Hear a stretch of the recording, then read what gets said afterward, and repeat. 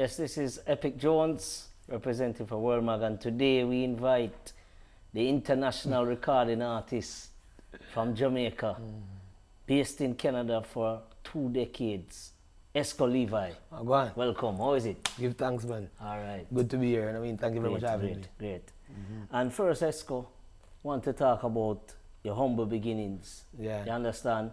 And how that has helped your journey coming from Manchester, Jamaica, moving to Canada, and being able to give your portrayal of reggae music from a different perspective in terms of seeing life outside of Jamaica and also from your humble beginnings in Jamaica. Well, I think beginnings are very important, Yes. That's the foundation, And coming from Manchester, the beautiful hills of Manchester, as you mentioned just now, I grew up with my grandmother, So I think her values and her teaching, is what guided Exco Levi over the years, Even in music, because humility is everything, And Manchester, I grew up typical country boy, Used to play soccer, pick mangoes off the tree, and all of these things, and playing soccer in the soccer field, going to school, singing old nigger spiritual songs, Yes. singing in church choirs. It's just a typical country boy. That's how we grew up. So it really helped me, in my endeavors.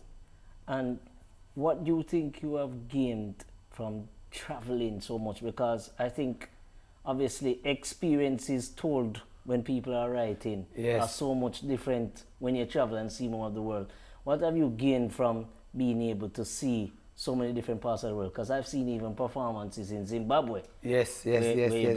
So what have you gained from all those different sides that you've seen in terms of how has it helped shape your writing over the years? Well, as I was telling Diana sometime this week, that it's only when you go out there as an artist, you realize how loved you is, you see the views on YouTube and, people may comment, but when you actually see the people in person, and a person will come up to you and say, Exco Levi, it's a different feeling, And for me, traveling all across the world, Africa, Dubai, all over Europe, is just to go in the street and see these people and to connect with them, And you could feel them soul when them tell us, Exco Levi, I genuinely love your music. When we're going through some place in the earth, I would say some girl and they would be like, Exco Levi, just the way them do it, Just the way them do it, it's just, Yeah, a joy to see people see you in the street and say, listen man, we listen to your music. I was in Jamaica last year and I went to this Rubber Dub Thursday thing, and Tony Rebel was walking by me with his son. And when Rebel said Exco Levi, his son is like, Exco Levi, man say, yo, you know how much of your song let me listen to. So these are the things, when you come out through earth and meet with people who respect and acknowledge your work, And music business have a tendency sometimes to feel like you're not counted. Yes. But we are just working for the greater good of music, And our validation come from the Almighty. Yes. So whenever somebody reach out and celebrate your journey, you have to just accept it, And it's very nice to me. And when we think about Jamaican culture and the music, we talk about the powers of some of the diasporas. And we listen to music from the 80s and 90s, and a lot of salutes and a lot of big ups go to London, Canada, and you hear them mention USA. Yeah? Songs like from Shabarangs, girls every day. Yes. You understand? London, Canada, and the USA. What do you think you have been able to provide and contribute to not just the Jamaican diaspora, but from the Canada perspective? What have you added and you aim to achieve and continue to strive for regarding your music? Well, the diaspora is very important, because as I was mentioning earlier on this week on one of the previous interviews, that England is actually where the economical part of our industry started, Yes. And a lot of artists said Bob Marley and Peter Tosh, all of these great artists, this was our first marketplace, They used to travel to England And it even showing now, because I'm in England for a week now. You could see some of those same old record store, and when you're driving by in the street, I've been started here, there was some Dennis, but I was driving by my virgin, I'm here Dennis Brown play. I've never heard it before, but this is England. Dennis Brown and all those great icons used to live here, in here and record it there. So you're gonna hear some songs where you probably never heard them before. You know what I mean? And a lot of music, record here, alternates. Most of them have kids here too. You know what I mean? Who are artists too. So likewise in Canada, Jackie Metu used to live in Canada. Leroy Sibbles, Leroy Gibbon. You know what I mean? All these artists used to live in Canada. So I'm just playing my part, you know what I mean, as a younger generation, you know what I mean? And just representing from the diaspora. You know what I mean? I still visited Jamaica very often because 75% of my recording is done at Penthouse Record, you know what I mean? So, okay. Yeah. And you speak of that, and the reason why I mentioned the power of the diasporas and the importance of it, you know, as somebody that's won 6 Juno Awards yourself, recently they made a decision to, you know, take reggae category away, but yet still, through the diaspora and personnel that are strong advocates of reggae music, that was a decision that was reversed in a mere 8 days. Yes. As a matter of fact, and that's why, you know, I mentioned of the power of the diasporas and the importance. What was your original thinking when that original decision was made to take that category away? It was sad, you know, because my former manager, Denise Jones, for 15 years, they fought endlessly and tirelessly to even get reggae to be a part of the category. She mentioned to me very often that Exco, we got through a lot to even get a category, you know what I mean? So, just to know that they put in so much work to get it done over 40 years, you know what I mean? And the Juno Awards is 55 years. Wow. So, reggae music has been a part of the Canadian story. Yes. My manager, Denise Jones, Jones & Jones Production, they've been here for 40 odd years promoting reggae music all across Canada. And a lot of artists from Jamaica, established artists, I heard them talk all the time, say, yo, my first plane travel was to Canada, you know what I mean, my first show. So, you know what I mean, when they came up with that decision, I couldn't understand fully until after I realized what they were saying. They were saying that they wasn't getting enough submission.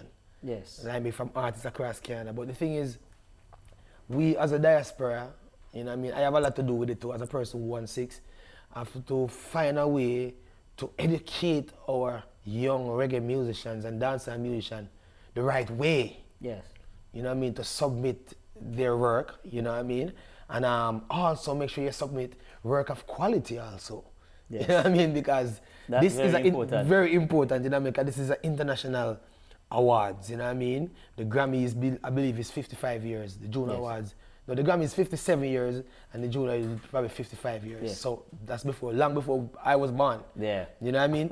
So it's imperative for we, the diaspora, who's a part of the industry, to educate our youth. And I think that this year, I was talking to some people in Canada who stalwart, or we can have workshop, you know what I mean, to enlighten artists of quality, sound quality, and make sure, say, you know, just go check your friend and go back and your friend do, say you sing a song.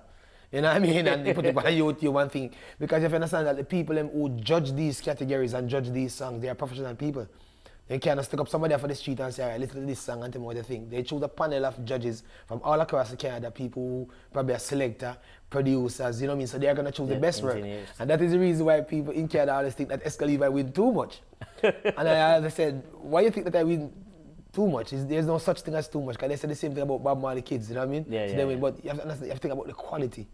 75% of my work was done in Jamaica at Penthouse Records, you know what I mean? And if you're gonna talk about numbers, we could check the numbers, go on YouTube. All of my songs that won the Juno Awards in Canada supersede every other reggae artist in Canada when it comes to numbers, you know what I mean? So we have to just find ways. I understand what the Juno Awards were saying at the time, because every year they're kind of seeing the same submission from the same set of artists. I think that was the main grounds of consider doing that, you know what I mean? But guess what? It's not only reggae having that problem. You know what I mean? Because there's quite a there was few other genres. Music, gospel. Yes. Quite So a lot, yes. I'm happy that the community actually stood up, you know what I mean, and we fought, you know, and Yeah, I think that is one of the reasons that I didn't even attend this year. You know, because I was like, you know what? And then I won. So, you know, as I said, we just give thanks that they reverse, you know, and they reverse their decision, because to win the Juno Awards in Canada, it's very important, especially as a Canadian musician, because guess what? Perfect example. There are 200 music festivals keeping Ontario only every year. I'm not talking about reggae festival, festival in general. So whenever you applied, or your management team send an email to book you for one of these buyers, the first thing they're going to look on is your buyer and your credential, you know what I mean? Yes. So for Exco Levi that nominated 13 times, I win 6 times. I'm obviously 100% of getting the gig over somebody who have never nominated, you know what I mean? Because buyers are not fool. They say, okay, this person is putting in work. Yes. You know what I mean? Also, the government of Canada gave out over $2 million every year towards art. Touring, album, whatever. So whenever you make a submission to the government of Canada, you know what I mean, that you want some help for tour, or you want, the record is there. It shows that you want 6 Juno Awards. You know what I mean? You're doing the work. So it's very important, you know what I mean? Winning the Juno alone without putting in work, as I say, words without work is dead. You know what I mean? So you have to make sure you put in the work and let it work for you. You know what I mean? Yeah. And as much as we know, you know, the accolades and the awards, we kind of call it, for some personnels that have a stronger vision, that is icing on the cake. But I know, especially when we're doing reggae music, and it's icing on the cake for people doing reggae music. I think for pop artists, it will be the end all and the be all. But reggae music, where a lot is the message. Rebel music. Rebel music. And what do you see when you go out there touring? Because I think for most reggae artists, as much as they enjoy the process of creating and recording, the main thing is spreading the message. Yes, going out there. Connecting with the fans. Yes. And now when we go out there, we're not really promoting a record that when the show finish, people have records holding in their hand, something physical. We're now telling people to go and source something that is no longer tangible in the form of an MP3, something in the cloud. What is it Exco Levi is doing in terms of how he gives his fans something, apart from this message, something to hold on and to keep the movement going? In terms of how important do you find things like merch and all of that, now that we're in a time where fans don't have too much of a tangible product to hold on to when an artist come and deliver the message? Well, if you notice, as I walk in just now, I walk in with my Asthma pocket camera. Yes. Very important, because I was telling Diana that this year I decided to do things different, because people not only, they want to hear your music, but they want to know if you're living the life too, you know what I mean? Because they want to know what you've been doing, you know what I mean? And I realize that motion picture is very important when people can actually know that, you know what I mean? They can connect more with you when they can see the visual. Yes. Also, so I decided for 2025, because I was telling Diana again, I have a lot of past history, great moment that is not on film. You know what I mean? I can only tell you about it. You can probably think I lie, me I tell you, you know what I mean? Well, you know what I mean? So I make sure I'm documenting everything, because what we're documenting now, because I'm a person, I love geopolitics, and I love to study about reggae music, like go online and study. And it's sad when you know of an artist and you go on YouTube and you Google that artist, you cannot find a full interview with them. So we are setting something right now that our kids can see and say, yo, Exco were there at this moment, and this is what they talk about, and this was the energy. You know what I mean? And that's the direction I end up, I want to do for 2025. You know what I mean? Do more visual. Apart from the music, people can actually know. Document, you know what I mean? I was talking to Reggae interview and I was commending him. I was like, bro, what you're doing is very important, because our kids gonna watch this interview, you know what I mean? And see and hear and feel a soul, you know what I mean? Soul to soul. So it's very important. And would you consider yourself becoming more of a creative personnel, where instead of being in front of the camera, end up behind the camera, in terms of more of a directorship, producer, that side of things? And the reason why I ask is because as soon as somebody is talking about documenting and such, it is your story at the end of the day. And would you be having a hands-on approach, or you're one of the personnels that prefer to say, you know, I have a team, I'll empower my team, I'll give Well, you know, it's a job too, you know, Yes. for some people, so you don't want to take people's job. But I think that as an artist, you have to learn, because we are living in, I was writing a song this morning about learning. You can't too old for learn new stuff, you know what I mean? Keep on innovating and elevating your mind.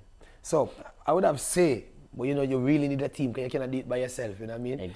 Yeah, because as an artist, you have to just concentrate.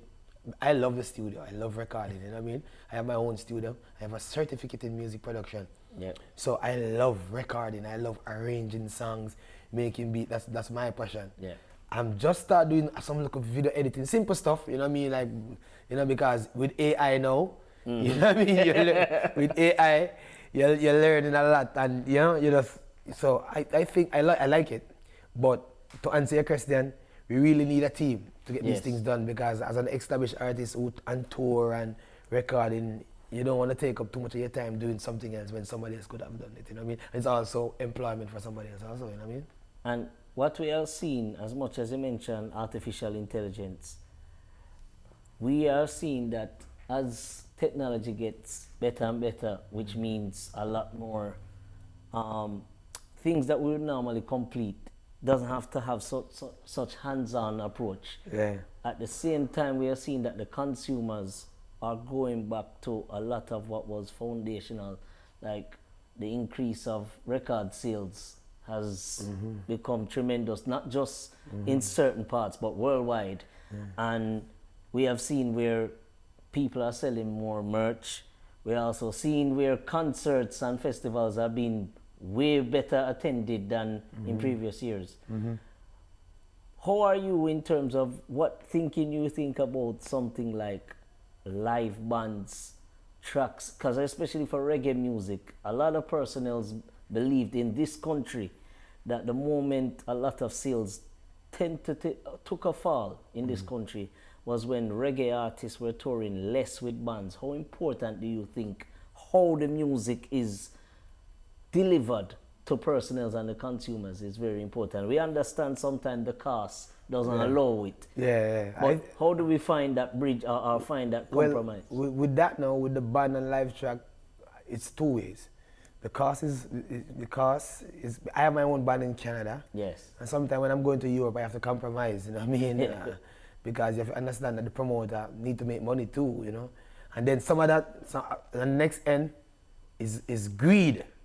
Because a well-established artist, they are making the money that they could bring their band, you know what I mean, and charge less from the promoter. And everybody want a belly full, you know what I mean? I saw that up a lot, because sometimes I saw some established artists, I'm not going to call anybody's name, and I saw them on tour with track, and I know that these guys are collecting probably $70,000. I'm just giving an example, you know what I mean? Like, as an artist, I can use my career and judge, and I've toured with business across the world.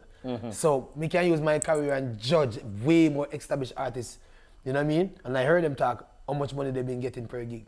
So why don't you bring your band? Come on. So if you're supposed to charge 70,000, charge 60 and bring your band so everybody employed, your bass player get played, and your sound more better, and you know what I mean? So greed have a lot to do with it too, you know what I mean? Some people just want everything in their pocket, because they know, say, alright, if we go and do it on track, we can save an extra $10,000. You know what I mean? If Exco Levi should be a world-renowned artist, I would never leave my band, never, ever. Because I do no shows in Canada without my band. Outside of the country, I will compromise. But when it comes to Canada, that I've done so much work over the years, you have to respect that. You cannot call me and come, non-negotiable when it comes to Canada. Because my musicians, my keyboard player, Duke Dawes, used to play for Jimmy Cliff. He played for Berries for years. You know what I mean? They are all established musicians that migrated from Jamaica and live in Canada.